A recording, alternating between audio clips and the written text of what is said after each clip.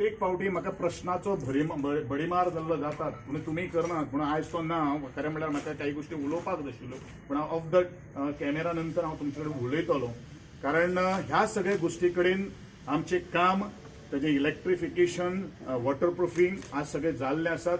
नंतर काही गोष्टी तुमचे प्रश्न जर असले नंतर हांव तुमकां एड्रेस करता पूण तुमकां एक ऑडिटोरियम भितर व्हरून जे काही गोष्टी आक्षेप जो एका संस्थेन घेतिल्लो आसा ते आक्षेप घेतिल्ले हे बरें आसा